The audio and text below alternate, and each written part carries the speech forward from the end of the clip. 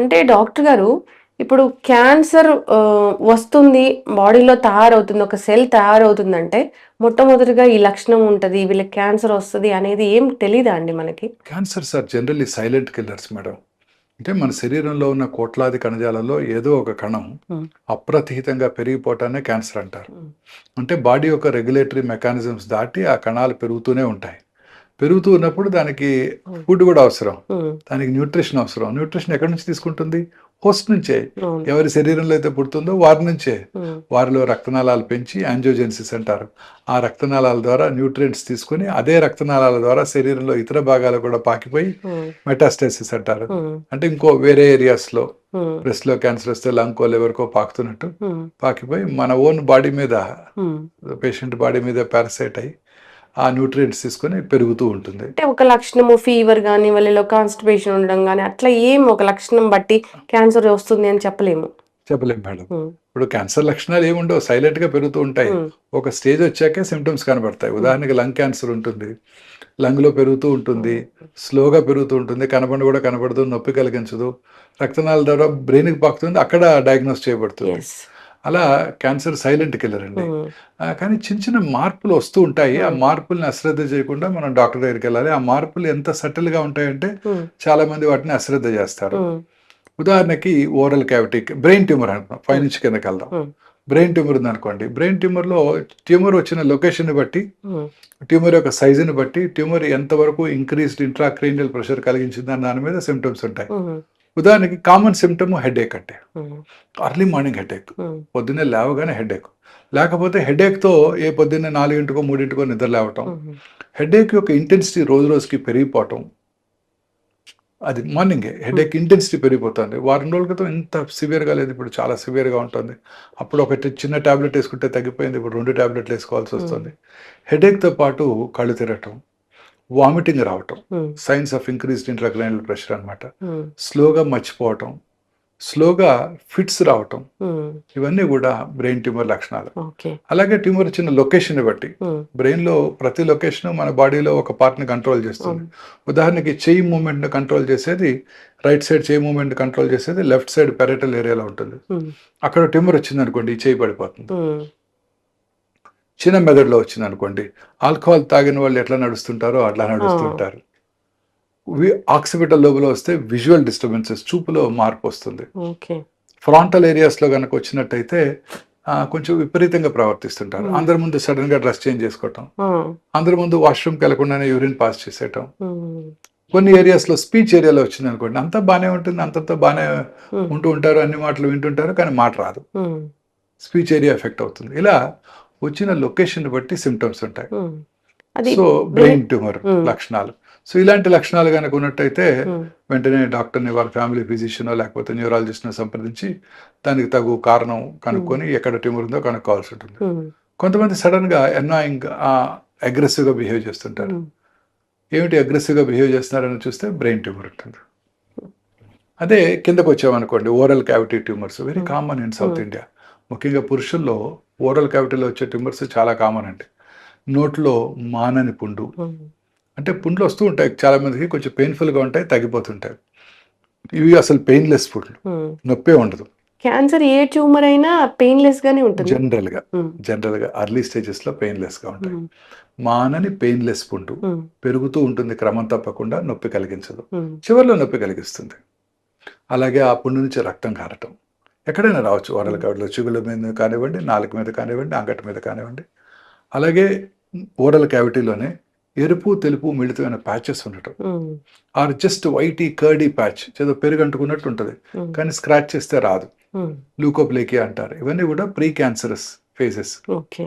తర్వాత నాలుకలో మాట స్పష్టంగా రాకపోవటం. హ్మ్. నాలుక ట్యూమర్ వచ్చినప్పుడు. బ్లీడింగ్ అవ్వటం చిగుళ్ళ నుంచి, ఆ పుండు నుంచి బ్లీడింగ్ రావటం. ఏదో మింగాలనిపిస్తూ థ్రోట్ ఎనకాల ఏదో foreign body ఉన్నట్టుంటుంది.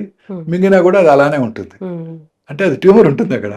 But brain perceives this as a హ్మ్. మాస్. ఏదో మింగాలి అక్కడేదో అడ్డం పడినట్టు ఉంటుంది. అది పోస్టీరియర్ టంగ్‌లో వచ్చే ట్యూమర్స్ లక్షణాలు. హ్మ్.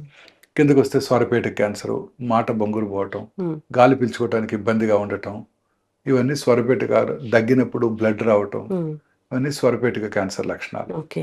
ఇంకా థైరాయిడ్ మాసెస్ రావటం, లేకపోతే పెరోటిడ్ గ్లాండ్ అనేది ఇక్కడ లాలాజలం ఉత్పత్తి చేసే గ్రంథులు ఉంటాయి. ఇక్కడ 6 మేజర్ గ్రంథులు, మైనర్ గ్రంథులు కూడా ఉంటుంటాయి. వాటిలో కూడా ట్యూమర్స్ రావచ్చు. స్వెల్లింగ్ అనిపిస్తూ ఉంటుందా? స్వెల్లింగ్ కనపడుతుంది, గడ్డలా కనబడుతుంది మేడం. క్రమం తప్పకుండా పెరుగుతూ ఉంటుంది. తర్వాత ఇక లంగ్ క్యాన్సర్, అర్బన్ ఏరియాస్లో పురుషుల్లో అత్యధికంగా కనబడే క్యాన్సర్ ఇప్పుడు లంగ్ క్యాన్సర్ అనేది. డాక్టర్ గాలి పీల్చుకోవడానికి ఇబ్బందిగా ఉండటం, లో గ్రేడ్ చెస్ట్ పెయిన్ రావటం, క్రానిక్ కాఫ్, మానని దగ్గు. చాలా మంది స్మోకర్స్లో చూస్తుంటారు. స్మోకర్స్ కాఫ్ కానీ అశ్రద్ధ చేస్తుంటారు. లాస్ట్ ఇయర్ ఇలానే వచ్చింది. అప్పుడు వెళ్ళి చూపించుకున్నాను డాక్టర్ గారి దగ్గరికి. సిటీ స్కాన్ కూడా చేశారు, ఏమీ లేదన్నారు. ఇప్పుడు కూడా అదే అయ్యి ఉంటుంది అని అశ్రద్ధ చేస్తుంటారు. ఇది చాలా ఇంపార్టెంట్, ఎస్పెషలీ స్మోకర్స్. ఇప్పుడు లో డోసేజ్ సిటీ స్కాన్స్ అందుబాటులోకి వచ్చాయి. 6 monthly ఒకసారి లో డోసేజ్ సిటీ అంటే రేడియేషన్ ఎక్స్పోజర్ తక్కువగా ఉండే సిటీ మెషిన్స్ అన్నమాట. వాటి ద్వారా ఎటువంటి హాని ఉండదు. ఈ క్రానిక్ స్మోకర్స్ ముఖ్యంగా 10 సంవత్సరాలు స్మోక్ చేసిన తర్వాత 6 నెలలకు ఒకసారి సిటీ స్కాన్ చేసుకోవడం ద్వారా క్యాన్సర్ రావటాన్ని ముందుగా పసిగట్టవచ్చు. ఓకే, అంటే రేడియేషన్ అనేది తక్కువగా ఉంటుంది, చాలా తక్కువగా ఉంటుంది, హాని లేకుండా ఉంటుంది. ఇక కిందకి వెళ్ళినట్టయితే గ్యాస్ట్రో ఇంటెస్టైనల్ ట్రాక్ట్ క్యాన్సర్స్, అన్నవాహిక, అన్నం మింగటానికి అడ్డం పడటం, ముందుగా సాలిడ్స్కి తర్వాత లిక్విడ్స్కి పూర్తిగా బ్లాక్ అయిపోవటం, తినలేకపోవటం, వామిటింగ్ రావటం, వామిటర్స్లో బ్లడ్ ఉండటం. అలాగే గ్యాస్ట్రిక్ క్యాన్సర్, సౌత్ ఇండియన్ మెన్లో one of the commonest cancers. అది కొంచెం ఫుడ్ తిన్నా పొట్ట ఫుల్ అయినట్టు ఉండటం, ఎప్పుడు గ్యాస్ పట్టినట్టు ఉండటం. చాలా మంది గ్యాస్ పట్టింది అనుకుంటారే తప్ప ఆ లోపల ట్యూమర్ ఉందని ఎప్పుడు కూడా అనుకోరు. సౌత్ ఇండియాలో చాలా కామన్ ప్రాబ్లం ఇది, అసలు క్యాన్సర్ అని అసలే అనుకోరు. తర్వాత మోషన్లో బ్లడ్ బ్లాక్ కలర్లో రావటం చాలా ఇంపార్టెంట్. ఎందుకంటే ఈ స్టమక్లో ఉన్న యాసిడ్ ఆ బ్లడ్ని బ్లాక్ కలర్గా మారుస్తుంది. లూజ్ మోషన్స్ అవటం, ఇవన్నీ కూడా గ్యాస్ట్రిక్ క్యాన్సర్ లక్షణాలు. వామిటింగ్ రావటం, వామిటర్స్లో రక్తం పట్టడం, కొంచెం ఫుడ్ తిన్న పొట్ట ఫుల్ అయినట్టు ఉండటం, ఇవన్నీ కూడా గ్యాస్ట్రిక్ క్యాన్సర్ లక్షణాలు. ఇంకా పెద్ద పేగుల cancer, very common cancer. Alternating constipation, diarrhoea, loose motions రావటం, మోషన్లో బ్లడ్ పోవటం. సో చాలాసార్లు మోషన్లో బ్లడ్ పోయినప్పుడు పేషెంట్కి ఎనీమియా వస్తుంది. ఎనీమియా వచ్చినప్పుడు రక్తహీనత వల్ల ఆయాసం రావటం, అలసటగా ఉండటం ఉంటుంది. జనరల్గా ఎవరైనా నడి వయసులో అలసటగా ఉంటే ఫస్ట్ కార్డియాలజిస్ట్ని సంప్రదిస్తారు. వాళ్ళు కర్నరీ క్యాథర్ ఇది కూడా చేసేసి, కర్నరీ యాంజియోగ్రామ్ కూడా చేసేసి 1-2 బ్లాక్స్ ఉంటాయి ఆ వయసులో, దానికి ట్రీట్మెంట్ కూడా ఇస్తూ ఉంటారు. చాలాసార్లు రక్తం తగ్గడానికి గల కారణం ఈ గ్యాస్ట్రిక్ క్యాన్సర్ కానీ కోలన్ క్యాన్సర్ కానీ అవ్వచ్చు. మోషన్లో బ్లడ్ పట్టడం, మోషన్ పాస్ చేసిన తర్వాత బ్లడ్ రావటం, ఆ మోషన్ యొక్క క్యాలిబర్ అంటే ఒక టూత్ పేస్ట్ లాగా సన్నగా రావటం, alternating constipation, diarrhoea. Motion pass చేసిన తర్వాత ఇంకా మోషన్కి వెళ్ళాలనిపిస్తూ ఉండటం, అంటే లోవర్ రెక్టల్ క్యాన్సర్లో ఇలాంటి సింటమ్స్ చూస్తుంటాం. ఫీలింగ్ ఆఫ్ ఇన్కంప్లీట్ ఎవాక్యుయేషన్ అంటారు, అంటే మోషన్ పాస్ చేసినప్పటికీ కూడా ఆ ఫీలింగ్ రాదు. మామూలుగా మనం మార్నింగ్ ఫుల్ మోషన్ పాస్ చేసాం అనుకోండి, ఒక చక్కటి ఫీలింగ్ ఉంటుంది. ఆ ఫీలింగ్ ఉండదు. ఆ ట్యూమరు ఆ బ్రెయిన్కి ఇది ఇంకా మోషన్ అక్కడే ఉన్నట్టు భావన కలిగిస్తుంటుంది. సో ఇవన్నీ కూడా క్యాన్సర్ లక్షణాలు. స్త్రీలలో ముఖ్యంగా ఈ బ్రెస్ట్ క్యాన్సర్, గర్భసంచి ముఖద్వార క్యాన్సర్ చాలా ఎక్కువగా చూస్తుంటాం. ఇంకా బ్రెస్ట్లో గడ్డ రావటం, బ్రెస్ట్ యొక్క సైజులో కానీ షేప్లో కానీ మార్పు రావటం, బ్రెస్ట్ యొక్క స్కిన్ ముడతలు పడినట్టు ఉండటం, బ్రెస్ట్ యొక్క స్కిన్ మీద నరాలు ఉబ్బినట్టు ఉండటం, నిపుల్ ఏరియాలో దగ్గర పుండ్లు పట్టడం, నిపుల్ నుంచి బ్లడ్ బ్రౌన్ బ్లాకిష్ డిశ్చార్జ్ రావటం, సంఖలో గడ్డలు ఉండటం, ఇవన్నీ కూడా బ్రెస్ట్ క్యాన్సర్ లక్షణాలు. అలాగే గర్భసంచి ముఖద్వార cancer, white discharge, bloody discharge, periods కాన్ టైంలో బ్లీడింగ్ అవటం, ఇంటర్మెన్స్ట్రల్ బ్లీడింగ్ అంటాం, post coital bleeding, low grade lower abdominal pain, కింది పొట్టలో నొప్పి రావటం, ఇవన్నీ కూడా గర్భసంచి ముఖద్వార క్యాన్సర్ లక్షణాలు. పీరియడ్స్ ఆగిపోయిన తర్వాత స్త్రీకి ఎవరికన్నా మళ్ళీ రిపీటెడ్గా బ్లీడింగ్ అవుతున్నట్టయితే అది గర్భసంచి బాడీ క్యాన్సర్ని సూచిస్తుంది. గర్భసంచి బాడీ క్యాన్సర్స్ కూడా చాలా కామన్ గా చూస్తున్నాం ఈ మధ్య కాలంలో. బాడీ క్యాన్సర్ అంటే గర్భసంచిలో 2 పార్ట్స్ ఉంటాయి మేడం. పైన ఉండేది బాడీ, కింద ఉండేది ముఖద్వారం, సర్విక్స్. సౌత్ ఇండియాలో కామనెస్ట్ క్యాన్సర్ ముఖద్వార cancer. Body cancer especially affluent అంటే rich, obese, hypertensive, diabetics లో చూస్తుంటాం. వెస్టర్న్ వరల్డ్ లో కూడా అది ఎక్కువగా చూస్తుంటాం. పీరియడ్స్ ఆగిపోయిన తర్వాత ఎవరికైనా మళ్ళీ బ్లీడింగ్ వచ్చినట్టయితే must think of body cancers, గర్భసంచి బాడీ క్యాన్సర్స్ అన్నమాట. అలాగే అండాశయ క్యాన్సర్, ఈ అండాశయ క్యాన్సర్ ఇన్సిడెన్స్ కూడా ర్యాపిడ్ గా పెరుగుతుంది. ముఖ్యంగా పట్టణ ప్రాంతాల్లోని ప్రజల్లో ఈ అండాశయ క్యాన్సర్ చాలా కామన్ గా చూస్తుంటాం. ఇది classical silent killer madam. Symptoms ఏమీ కలిగించదండి. పెరుగుతూ ఉంటుంది లోపల, కొంచెం పొట్ట వచ్చినట్టు అనిపిస్తుంది. నాకు తెలిసి ఒక పేషెంట్ నాకు పొట్ట పెరుగుతుందని చెప్పి కేబీఆర్కి వెళ్ళి జాగింగ్ కూడా చేయడం ప్రారంభించారు, కానీ లోపల ట్యూమర్ ఉందని గ్రహించలేదు ఆ అమ్మాయి. సో చాలా కామన్ క్యాన్సర్. ఏం డిస్కంఫర్ట్ అట్లా ఏముండదండి, ఏముండదు, పొట్టలో పెరుగుతూ ఉంటుంది అంతే. సిమ్టమ్స్ ఏమి కలిగించవు. పొట్టలో పెరిగిపోయి వాటర్ వచ్చినాక, పొట్ట ఉబ్బిపోయినాక అప్పుడు డాక్టర్ దగ్గరికి వస్తుంటారు. ఏం లేదండి గత 3 వారాల నుంచి వాటర్ వచ్చిందండి అంటుంటారు. ఇలా ఈ కామన్ గా చూస్తుంటాం. అలాగే సాఫ్ట్ టిష్యూ ట్యూమర్స్ కణజాలంలో ఎక్కడైనా రావచ్చు. కాల్లో కానీ, తొడలో కానీ, కాల్లో కానీ, బ్యాక్ మసిల్స్ లో కానీ, పొట్ట మసిల్స్ లో కానీ, ఎక్కడైనా. ఇవి కూడా ఎటువంటి సిమ్టమ్స్ కలగజేయవు. పెయిన్లెస్ లంప్ పెరుగుతూ ఉంటుంది, అశ్రద్ధ చేస్తుంటారు, అది శరీరంలో ఇతర భాగాలు కూడా పాకిపోతుంటాయి. అలాగే బోన్ ట్యూమర్స్ ముఖ్యంగా చిన్నపిల్లల్లో కామన్ గా చూస్తుంటామండి. 10 to 30 years ఈ బోన్ ట్యూమర్స్ ఏమి సిమ్టమ్స్ ఉండవు. ఏదో దెబ్బ తగిలితే అప్పుడు డాక్టర్ అక్కడ చూపించుకోవడం, అక్కడ గ్రహించడం జరుగుతూ ఉంటుంది. లేకపోతే సిమ్టమ్స్ ఏ ఉండవండి. చాలా స్టేజ్ పెరిగిపోయాక వస్తాయి. ఇంకా పుట్టుమచ్చల్లో వచ్చే ట్యూమర్స్ మెలనోమాస్ అంటారు.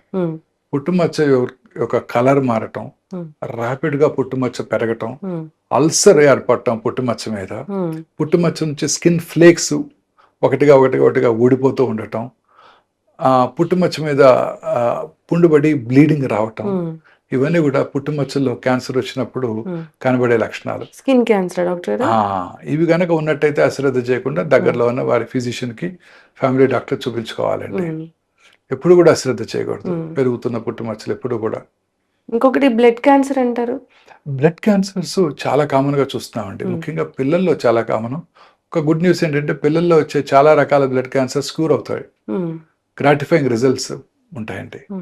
అవి కూడా అలసటగా ఉండటం, రక్తం తగ్గిపోవటం, రక్తలేమి వల్ల పిల్లలు బాగా అలసిపోవటం, నెక్ లో చిన్న గడ్డలు రావటం, లింఫ్ నోడ్ ఎన్లార్జ్మెంట్ అంటారు, ప్లేట్లెట్స్ తగ్గిపోవటం వల్ల శరీరం మీద రెడ్ కలర్ ప్యాచెస్ రావటం, ఇవన్నీ కూడా బ్లడ్ క్యాన్సర్ లక్షణాలు, సిమ్టమ్స్. ఈ సిమ్టమ్స్ ఎప్పుడు కూడా అశ్రద్ధ చేయకూడదు.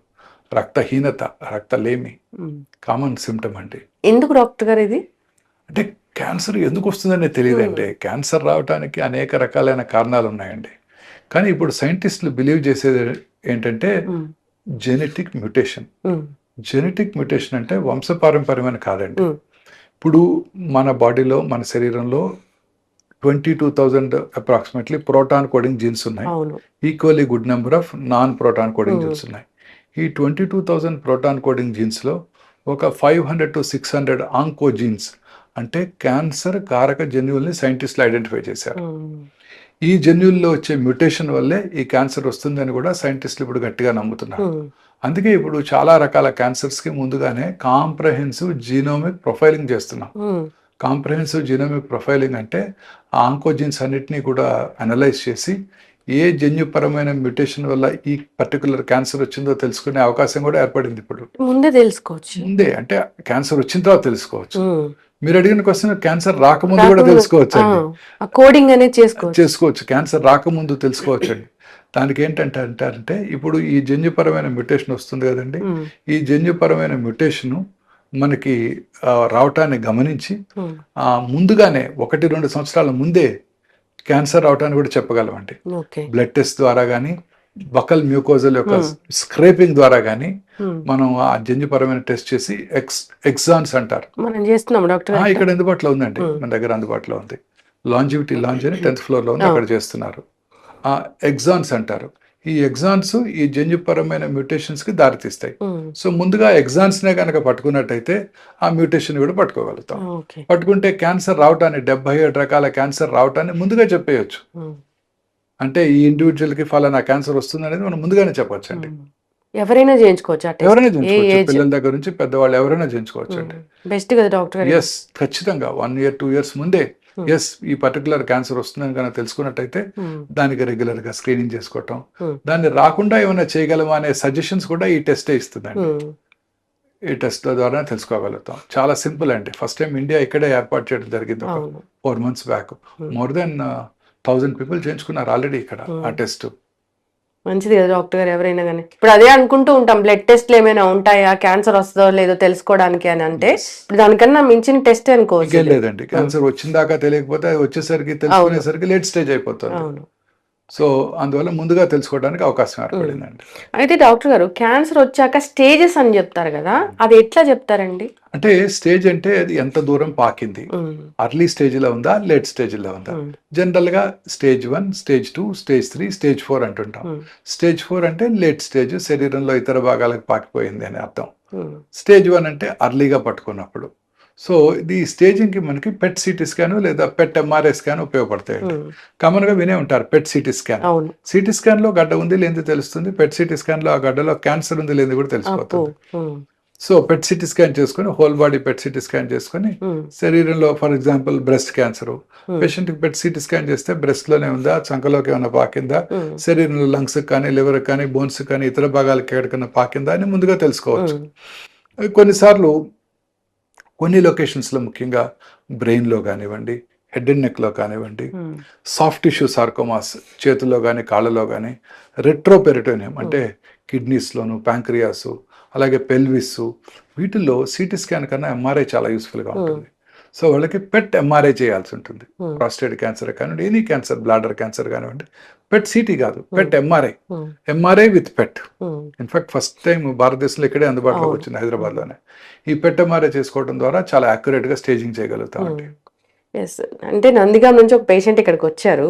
ఎక్కడో చిన్న ఆవగింజంత ఉందంట, అది ఇక్కడే తెలుసుకున్నారని నాకు చెప్పారనమాట. అందుకే నేను అంటే అంతా తెలుసుకునేంత ఫెసిలిటీస్ వచ్చాయండి. పెట్ ఎంఆర్ఐ ద్వారా అతి చిన్న ట్యూమర్ని కూడా ఎటువంటి రేడియేషన్ ఎక్స్పోజర్ లేకుండా మనం ఐడెంటిఫై చేయగలుగుతాం. ఓకే, ఇప్పుడు స్టేజ్ 3కి వెళ్తే మనం క్యాన్సర్ని తగ్గించలేమా? ఎస్, అంటే డిపెండింగ్ ఆన్ ద లొకేషన్ అండి. కొన్ని రకాల స్టేజ్ 3 క్యాన్సర్స్, ఉదాహరణకు ఓవేరియన్ క్యాన్సర్ స్టేజ్ 3 ఉందనుకోండి, దే ఆర్ హైలీ కీమోసెన్సిటివ్, చక్కగా క్యూర్ కూడా అయిపోవడానికి అవకాశం ఉంది. సో వచ్చిన లొకేషను, టైప్ ఆఫ్ ట్యూమరు, ఇప్పుడు స్టేజ్ ఒకటే కాదండి. క్యాన్సర్ ట్యూమర్ యొక్క బిహేవియర్ అంటే అది వేగంగా పాకే గుణం ఉన్నటువంటిదా, స్లోగా పాకేటువంటిదా, అది కూడా చాలా ఇంపార్టెంట్ అండి. ఇప్పుడు అర్లీ స్టేజ్లో కనుక్కున్న అది వేగంగా పాకే ట్యూమర్ అనుకోండి, ఉదాహరణకు breast cancer, triple negative breast cancer అంటారు. Oestrogen, progesterone, HER2 receptor negative, లేదా ఈస్ట్రోజన్, ప్రొజెస్ట్రాన్ రిసెప్టార్స్ నెగిటివ్ ఉండటం, HER2 రిసెప్టార్ పాజిటివ్ ఉండటం, ఇవన్నీ కూడా ట్యూమర్ యొక్క బిహేవియర్ గురించి మనకు చెప్తాయండి. ట్యూమర్ అగ్రెసివ్గా పాకే గుణం ఉందనుకోండి, స్టేజ్ 1 అయినా కూడా క్యూర్ అయ్యే అవకాశాలు తక్కువగా ఉంటాయి. ట్యూమర్ స్లోగా పెరిగేది అనుకోండి, స్టేజ్ 4 అయినా కూడా చాలా కాలం బతికేస్తుంటారు.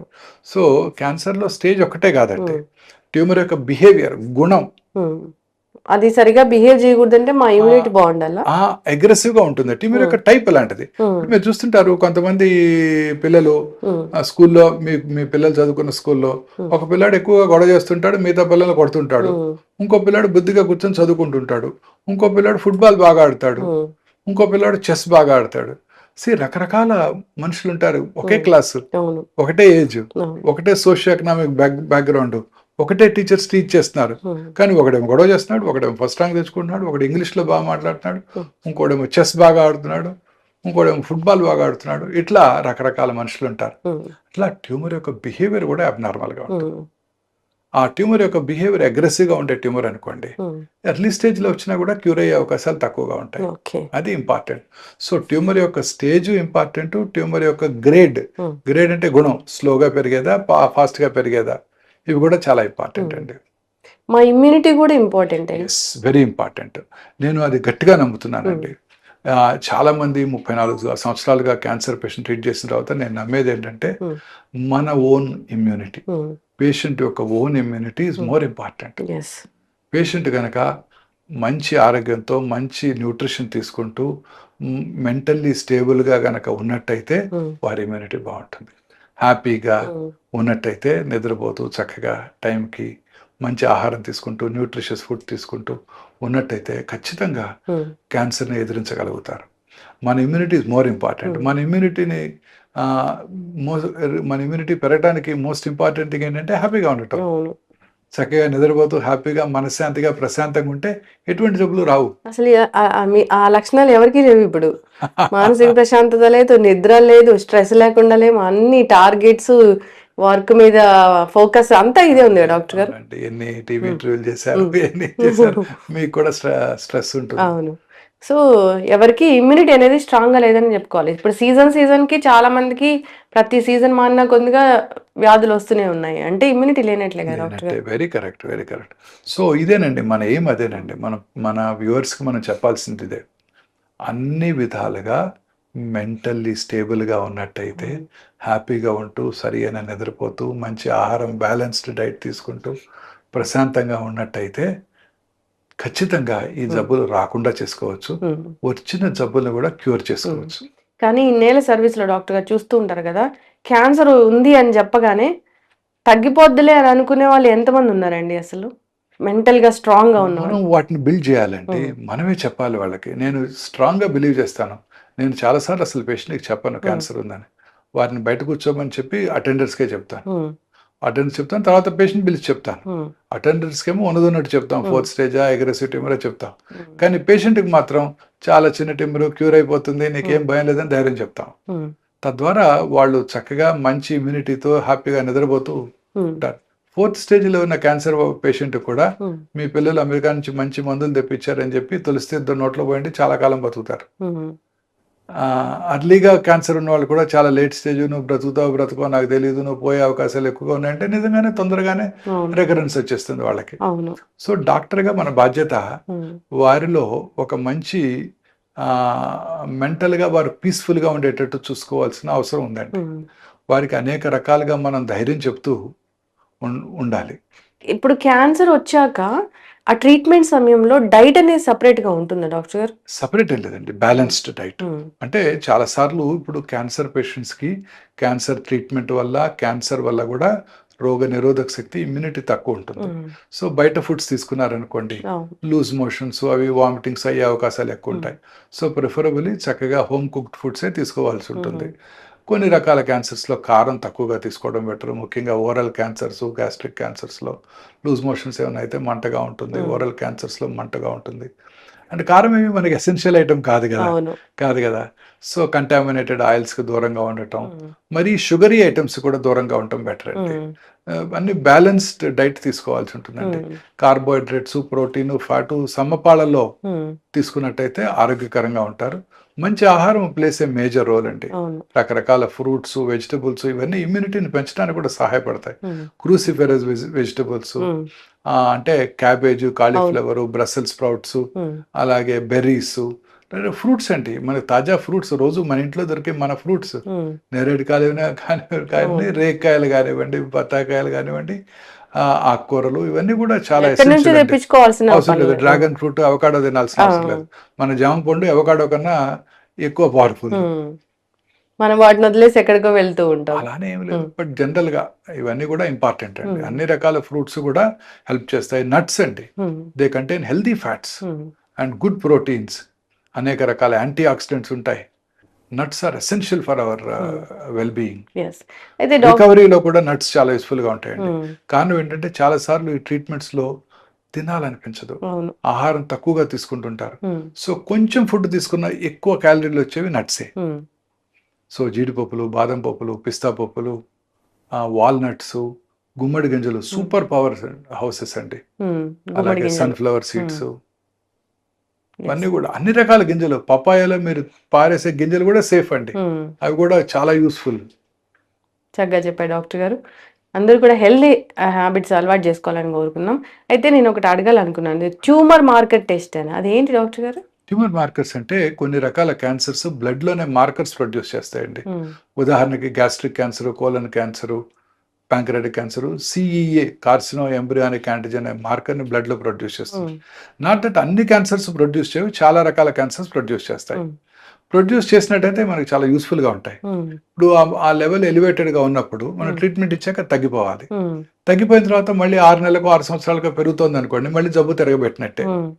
అలా లివర్కి ఆల్ఫా ఫీటా ప్రోటీన్ అని, బైల్ డక్ట్ క్యాన్సర్స్కి CA19-9 క్యాన్సర్ యాంటిజెన్ 19-9, ఒవేరియన్ క్యాన్సర్స్కి క్యాన్సర్ యాంటిజెన్ 125, కొన్ని రకాల పిల్లల్లో వచ్చే ఒవేరియన్ క్యాన్సర్స్లో alpha feto protein, beta HCG, పురుషుల్లో వచ్చే టెస్టిక్యులర్ క్యాన్సర్లో కూడా beta HCG, alpha feto protein, లింఫోమాస్లో LDH, అలా రకరకాల మార్కర్స్ చాలా రకాల క్యాన్సర్స్కి ఇప్పుడు మనం అనలైజ్ చేస్తున్నాం. ఓకే. క్యాన్సర్ వచ్చినప్పుడు అది చూసుకొని ఒకవేళ తగ్గినట్టయితే జబ్బు తగ్గినట్టు, మళ్ళీ పెరిగినట్టయితే తిరిగి వచ్చినట్టు, లేదా పూర్తిగా మాయమన్నట్టు అనుకోవచ్చు అనమాట. ఈ ట్యూమర్ మార్కర్స్ క్యాన్సర్ ట్రీట్మెంట్లో చాలా యూస్ఫుల్గా ఉంటాయండి. ఒకసారి క్యాన్సర్ ట్రీట్మెంట్ అయిపోయింది, మొత్తం తగ్గిపోయింది, తర్వాత ఇమ్యూనోథెరపీ అలాంటివి కూడా ఇచ్చారు, తగ్గిపోయింది అన్నప్పుడు మళ్ళీ 5-6 సంవత్సరాలకి ఎందుకు కొంతమందిలో తిరగబెడుతుంది క్యాన్సర్? వేరే అవయవానికి ఎందుకు వస్తుంది? Nobody nose madam. క్యాన్సర్ అంటేనే అది శరీరంలో ఇతర భాగాలు కూడా పాకుతుంది, ఎక్కడైనా తిరగబెట్టవచ్చు. అది లంగ్ క్యాన్సర్ లంగ్లో తగ్గిపోవచ్చు, బ్రెయిన్లో పెరగచ్చు, సో ఎక్కడైనా రావచ్చు. సో మనకి కరెక్ట్గా సైంటిస్ట్ కూడా ఇంతవరకు కనుక్కోలేకపోయారు ఎందుకని కొంతమందిలో తిరిగి వస్తుంది. 4 ఏళ్ళకి తిరిగి వచ్చింది, కొంతమందికి 20 ఏళ్ళకి కూడా తిరిగి వచ్చింది. 20 ఏళ్ళుగా ఆ క్యాన్సర్ సెల్ బాడీలో ఎట్లా ఉంది, ఎందుకు రీయాక్టివేట్ అయింది అనేది ఎవరికి అంతు చిక్కని ప్రశ్న. కానీ ఒకటి మనం ఇన్ఫర్ చేసుకోవాల్సింది ఏంటంటేనండి, మన రోగ నిరోధక శక్తి తగ్గినప్పుడు ఇట్ టేక్స్ అప్పర్ హ్యాండ్. అంటే క్యాన్సర్ క్యూర్ అయిన తర్వాత కూడా క్యాన్సర్ కణాలు వారి బాడీలో ఉంటాయి, బట్ మన ఇమ్యూన్ మెకానిజమ్స్ వాటిని చెక్లో పెట్టాయి, అంటే పెరగకుండా చూస్తున్నాయి. మన ఇమ్యూనిటీ తగ్గినప్పుడు వేరే ఇతరత్ర కారణాల వల్ల అవి అప్పర్ హ్యాండ్ అయ్యి అవి మళ్ళీ పెరగడం ప్రారంభించాయి. ఇలా కూడా భావించవచ్చు అండి. అందుకే మన immunity plays a major role, అవును, very important role. Cancer cure చేసుకోవడానికి, క్యాన్సర్ తగ్గిపోయిన తర్వాత మళ్ళీ తిరగబెట్టకుండా ఉండటానికి కూడా మన ఇమ్యూనిటీ ఇంపార్టెంట్. అందుకే ఈ మధ్య చాలా స్టడీస్ వచ్చాయి. రెగ్యులర్గా ఎక్సర్సైజ్ చేస్తూ మంచి డైట్ తీసుకుంటూ ఆరోగ్యంగా ప్రశాంతంగా ఉన్నట్టయితే తిరిగి వచ్చే అవకాశాలు కూడా తగ్గిపోతాయి. ఎప్పటికీ క్యాన్సర్ రాకూడదు అంటే ఏమైనా జాగ్రత్తలు ఉంటాయా? అంటే హెల్దీ ఫుడ్, అంటే కొన్ని రకాల జన్యుపరమైన కారణాలు మన చేతిలో లేవండి. హెల్దీ ఫుడ్స్, ఫ్రూట్స్, వెజిటబుల్స్ ఎక్కువగా తీసుకుంటూ, రెడ్ మీట్ లాంటివి బాగా తక్కువగా తీసుకుంటూ, సన్లైట్కి ఎక్స్పోజ్ అవుతూ, మానసికంగా ప్రశాంతంగా జీవిస్తూ, రెగ్యులర్గా యోగా, మెడిటేషన్ అవన్నీ చేసుకుంటూ, ఫ్రెష్ ఫ్రూట్స్ అవి బాగా ఎక్కువగా తీసుకుంటూ, గ్రీన్స్ ఎక్కువగా తీసుకుంటూ, రెగ్యులర్గా ఎక్సర్సైజ్ చేస్తూ, ఒబేసిటీని తగ్గించుకొని లీన్ బాడీ మాస్ మెయింటైన్ చేస్తూ, దూరాల వాటికి దూరంగా ఉన్నట్టయితే క్యాన్సర్ నుంచి కూడా దూరంగా ఉండొచ్చు. చక్కటి ఇన్ఫర్మేషన్ డాక్టర్ గారు, ధన్యవాదాలు. నమస్తే అండి. Thank you. And for more videos, Please subscribe to iDream. Please subscribe to iDream. Please subscribe iDream. And please subscribe to iDream. For more videos, subscribe to iDream. please like, share, and subscribe to the channel. Congratulations, iDream. subscribe to iDream. Subscribe to iDream. So subscribe to iDream Media. iDream team అందరికి huge congratulations. Please subscribe iDream Media. Please subscribe to iDream. Subscribe iDream. Please subscribe to iDream. iDream అంటే నా కళల channel subscribe చేసుకున్న నోరు తిరుగుతలేదు, మీరైతే గంట గుర్తు కొట్టండి. For more such videos, please subscribe to iDream. Subscribe to iDream. Please subscribe to iDream. Please subscribe iDream Media. Please do subscribe to iDream. Please subscribe to iDream Media. For best entertainment and information, please subscribe iDream. And don't forget to subscribe to iDream.